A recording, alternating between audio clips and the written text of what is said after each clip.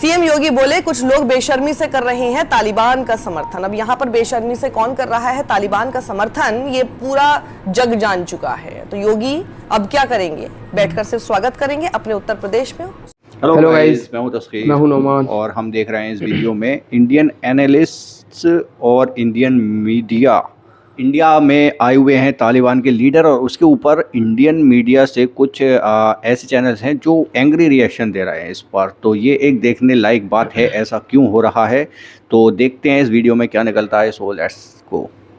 Donald Trump के आगे नरेंद्र का सरेंडर तो समझ में आता है, दुनिया का आका है। शी जिनपिंग के आगे भी नरेंद्र का सरेंडर समझ में आता है। लाल लाल आंखें बुझकर सफेद पड़ गई। लेकिन तालिबान के आगे भी नरेंद्र का सरेंडर देख रहा है भारत। इस तस्वीर को देखकर नजरें शर्म से झुक जाती हैं।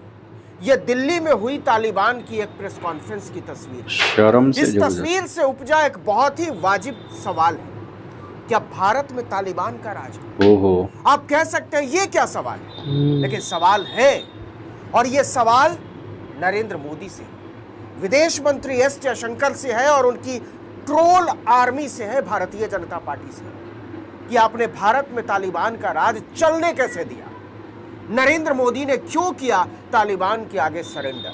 जी हां, सरेंडर। भारत के विदेश मंत्रालय ने बाकायदा कबूल किया है कि हमने उनके आगे सरेंडर कर लिया, हमारी नहीं चली। इस पर आगे बढ़ने से पहले जरा महिलाओं पर तालिबान की क्रूरता को लेकर योगी आदित्यनाथ के सद्विचार समझिए। आप तो तालिबान का भी समर्थन कर रहे हैं। अध्यक्ष जी तालिबान का समर्थन कर रहे हैं। महिलाओं के साथ क्या क्रूरता बरती जा रही है, वहां पर बच्चों के साथ क्या क्रूरता बरती जा रही है अफगानिस्तान, लेकिन कुछ लोग बेशर्मी के साथ तालिबान का समर्थन। अरे हाँ, पुराने बयान है ये। सभी के चेहरे एक्सपोज किए जाने चाहिए समाज के साथ। उसी तालिबान का विदेश मंत्री अमीर खान मुत्तकी भारत आता है। विदेश मंत्री भारत के पलक पावड़े बिछाकर उसका हाथ मिलाया जा रहा है। आतंकवाद को लेकर सारा सिद्धांत धुआं हो जाता है। लेकिन इसके बाद तालिबान का नेता कहता है कि मुझे प्रेस कॉन्फ्रेंस करनी। मोदी सरकार कहती है ओके, पत्रकारों को सूचना दे दीजिए। मुत्तकी कहता है ऐसे नहीं, हमारी प्रेस कॉन्फ्रेंस में गलती से भी कोई महिला नहीं आएगी। तालिबान को महिलाएं बिल्कुल पसंद नहीं, और आंख मिलाकर बात करती, सवाल करती, जवाब मांगती महिलाएं तो बिल्कुल पसंद नहीं। हम तो उन्हें मार डालते हैं, उनकी जुबान खींच लेते हैं, कोड़े बरसाते हैं। दिल्ली में हम तालिबान के कायदों से प्रेस कॉन्फ्रेंस करेंगे, एक भी महिला पत्रकार नहीं आनी चाहिए। सरकार के महिलाओं के लिए बंद कर दिया भाई, मना कर दिया। और हिम्मत देखिए कि अफगानिस्तान का विदेश मंत्री अमीर खान मुत्तकी दिल्ली में प्रेस कॉन्फ्रेंस करता है, और भारत ही नहीं पूरी दुनिया की महिला पत्रकारों के लिए नो एंट्री का बोर्ड लगाकर एक भी महिला पत्रकार नहीं थी। ये है भारतीय जनता पार्टी और नरेंद्र मोदी की विदेश नीति।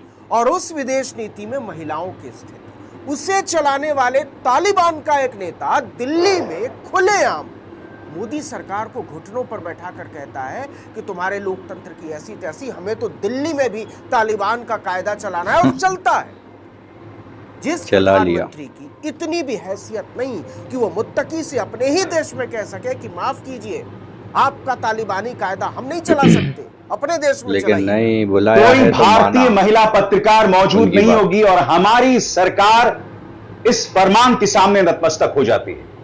जी हां दोस्तों, कल जो हुआ वो निहायत ही शॉकिंग था।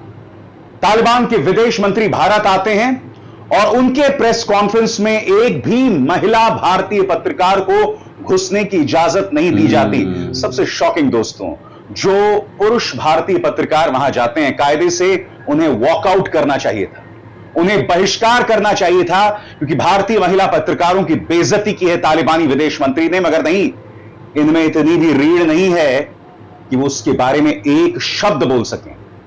कल जिस तरह से तालिबान ने भारतीय महिला पत्रकारों की बेइज्जती की, गोदी मीडिया में भी पूरी तरह से खामोशी बनी हुई है। मैं आपसे एक सवाल पूछना चाहता हूं दोस्तों, पाकिस्तान और भारत में फर्क है ना? अगर इस तरह का फरमान तालिबान पाकिस्तान में जाके देता है तो बात समझ आती है, मगर भारत एक लोकतंत्र है जहां पुरुष और महिला बराबर हैं, उनके अधिकार बराबर हैं। बराबर है। तालिबान आकर यह कैसे कह सकता है कि हमें क्या चाहिए और हमारे प्रेस कॉन्फ्रेंस में कौन मौजूद होगा। और सबसे बड़ी बात, भारत सरकार ने, विदेश मंत्रालय ने, बीजेपी सरकार ने इस बात की इजाजत दी। हिपोक्रेसी वाली बात। और जैसे मैंने बताया, जितने पुरुष पत्रकार थे, इनमें से किसी की हिम्मत नहीं हुई दोस्तों। 2014 से पहले ऐसा हो भी नहीं सकता था। तब पत्रकारों की रीढ़ हुआ करती थी। यहां इन पत्रकारों के कह दिया गया होगा विदेश मंत्रालय की तरफ से कि जो तालिबान कह रहा है उसे मान लो, ज्यादा होशियारी दिखाने की जरूरत नहीं है।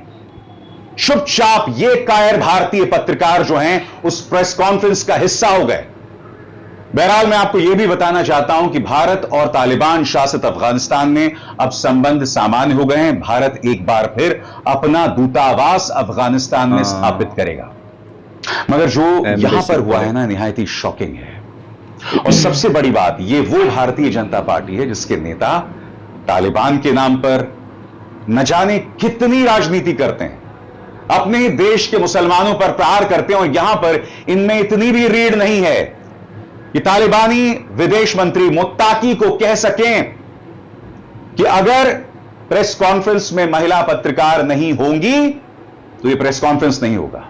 खबर तो यह भी आ रही है कि पहले कोशिश ये की गई थी कि जितनी महिला पत्रकार हैं उन लोगों को उसी तरह के कपड़े जो अप्रोप्रिएट हो, basically what is appropriate in Talibans eyes, उनकी नजर में जो अप्रोप्रिएट क्लोथिंग हो वो उनको करके पहना जाए। लेकिन तब भी बात नहीं बनी। मतलब आप बिल्कुल कंप्लीटली झुक गए तालिबान के सामने।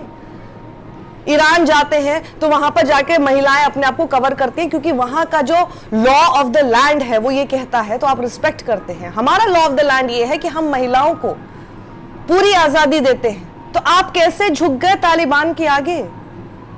और साथ ही ये वीडियो भी इस वक्त बहुत वायरल हो रहा है जहां योगी आदित्यनाथ बहुत कुछ बोलते हुए नजर आ रहे थे तालिबान के बारे में। पहले जरा सुनिए। महिलाओं के साथ क्या क्रूरता बरती जा रही है वहां पर, बच्चों के साथ क्या क्रूरता बरती जा रही है अफगानिस्तान। अच्छा, लेकिन कुछ लोग बेशर्मी के साथ तालिबान का समर्थन कर रहे हैं। अरे बाप रे, ये तो धोती खोल रहा है। तालिबानीकरण करना चाहते हैं। ये सभी के चेहरे एक्सपोज किए जाने चाहिए समाज के सामने। वो देख, वो देख, वो देख, वो देख। वाह क्या सीन है। अब योगी का 2022 का बयान जरा सुनिए।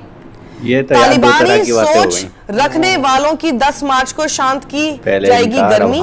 एक और बयान योगी का, जो तालिबानी दारुल इस्लाम जैसी व्यवस्था चाहते हैं उन्हें ना तो जन्नत मिलेगी और ना ही जहन्नुम। सीएम योगी बोले कुछ लोग बेशर्मी से कर रहे हैं तालिबान का समर्थन। अब यहाँ पर बेशर्मी से कौन कर रहा है तालिबान का समर्थन, ये पूरा जग जान चुका है। तो योगी अब क्या करेंगे? बैठकर सिर्फ स्वागत करेंगे। अपने उत्तर प्रदेश में सूबे के मुख्यमंत्री हैं और ये भी कुछ नहीं कर पा रहे हैं। और वहीं पर अब जरा तस्वीरें देख लीजिए, देवबंद जा रहे हैं तालिबान के विदेश मंत्री, विजिट किया था। आप उसी उत्तर प्रदेश में जा रहे हैं। और अगर उत्तर प्रदेश में वो जा रहे हैं क्योंकि देश की सरकार ने फैसला किया है उनके साथ हाथ मिलाकर, कदम से कदम मिलाकर चलने का, तो योगी आदित्यनाथ क्योंकि सूबे के मुख्यमंत्री हैं तो वो स्वागत ही कर रहे होंगे।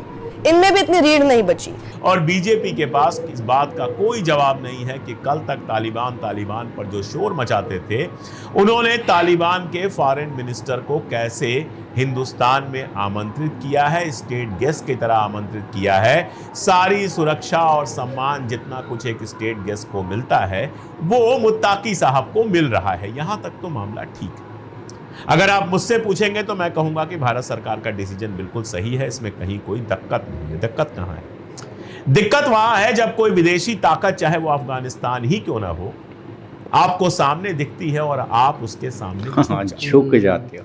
भारत के अंदर कोई आदमी विरोध कर दे तो जेल भेज दोगे, भारत के अंदर कोई अगर काला झंडा दिखा दे तो उसको जेल भेज दोगे और जाने क्या क्या नाटक होगा। लेकिन मुत्ताकी ने शर्त रखी कि मेरी प्रेस कॉन्फ्रेंस में कोई महिला नहीं होनी चाहिए, तो उसके प्रेस कॉन्फ्रेंस में कोई महिला नहीं गई। अब क्या कहा जा रहा है? अब कहा जा रहा है कि प्रेस कॉन्फ्रेंस तो अफगानिस्तान के एम्बेसी में थी और लीगली अगर देखा जाए तो एम्बेसी जो होती है वो उस देश का इलाका होती है, यानी अफगानिस्तान का एक तरह से हक है एम्बेसी पर। तो उसके अंदर क्या होता है इसमें भारत सरकार कुछ नहीं कर सकती। यानी एम्बेसी के अंदर किसी की हत्या हो जाए तो भारत सरकार कुछ नहीं करेगी। यानी एम्बेसी के अंदर अगर बम रखा जाए, एम्बेसी के अंदर अगर कोई इस तरह की चीज रखा जाए और भारत सरकार को इसकी सूचना हो तो भारत सरकार कोई कार्रवाई नहीं करेगी, ये सब बेकार। आप कम से कम तो आपत्ति तो इंडिया दर्ज में करा सकते थे, और आपकी नीयत क्या थी ये तो इस बात से भी समझ में आ जाता है कि जब जयशंकर साहब के साथ भारत का प्रतिनिधिमंडल बैठा हुआ था, जिससे अफगानिस्तान का प्रतिनिधिमंडल बात कर रहा था, तो आपने देखा उस प्रतिनिधिमंडल में एक भी महिला नहीं थी। सीधी सी बात है कि मुत्ताकी के सामने भी आप झुक गए।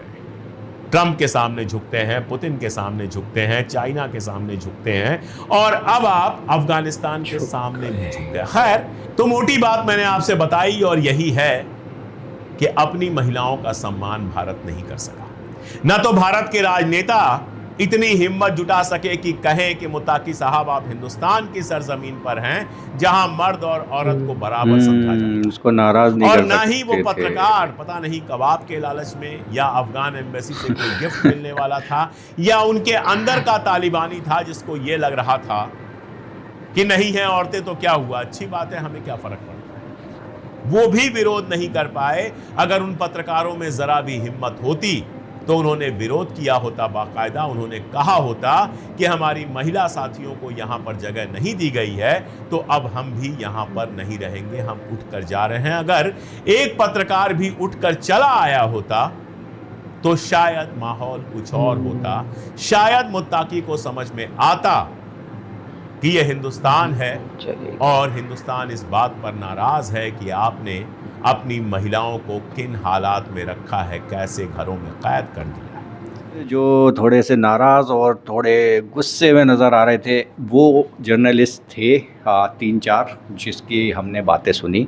जो इंडिपेंडेंट पत्रकारिता है, जर्नलिज्म है, वो करते हैं ये लोग। एक बात हमें भी दिख रही इसके अंदर, जो हैरानी हुई, वो बयान हमने भी नहीं सुना था, मतलब सुना होगा तो कई साल पहले की बात है, जो सीएम योगी जो कह रहे थे कि मतलब वहाँ पर महिलाओं पर ऐसे उनको ट्रीट किया जाता है तालिबान में, मतलब ऐसा कुछ उनका कहना था, बयान था, जो वायरल हो रहा है अब। तो अब ये इस चीज़ से जोड़ा जा रहा है कि भाई अब क्या हो गया। अब उन्हीं के जो विदेश मंत्री हैं वो आ रहे हैं यहाँ पर, हमारे विदेश मंत्री उनसे हाथ मिला रहे हैं, उनका स्वागत हो रहा है, उनको बुलाकर भाई मीटिंग हो रही है, और ऊपर से चल भी उन्हीं की रही है कि भाई चलो उनका देश है, उनके नियम है, उसको कुछ नहीं कह सकते। वो इस्लामिक रूल के हिसाब से आई थिंक चलते हैं कि भाई लड़कियों को या फिर औरतों को सही कपड़ों में आना चाहिए सामने, या फिर बिल्कुल नहीं आना चाहिए सामने। इस तरीके से उन्होंने कुछ कहा था, तो उनकी मान ली गई भाई। अपनी मतलब इंडिया की तो कुछ चली नहीं यहाँ पे। तो इस चीज़ की थोड़ी सी मतलब गुस्सा है सब लोगों को कि हम लोग ये भी कह सकते थे, या फिर यहाँ पर एक कॉम्प्रोमाइज़ हो सकता था कि उनको वैसे कपड़े पहनाने की कोशिश की जाती और सामने ला सकते थे। मतलब इतनी तो इज्जत हो सकती थी लड़कियों की, उनकी लेडीज़ की।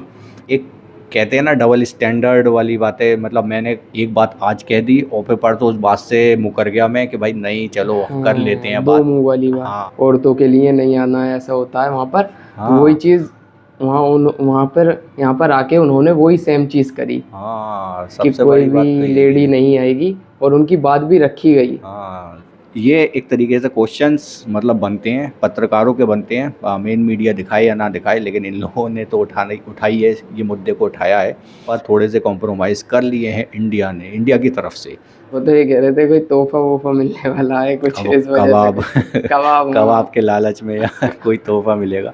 क्या तोहफा मिलेगा, मतलब अफगानिस्तान से, तालिबान से क्या तोहफा मिलेगा। तो आप लोगों का क्या पॉइंट ऑफ व्यू है, कमेंट सेक्शन में बताओ। एंड करते हैं फिलहाल वीडियो को, बाय बाय, टेक केयर।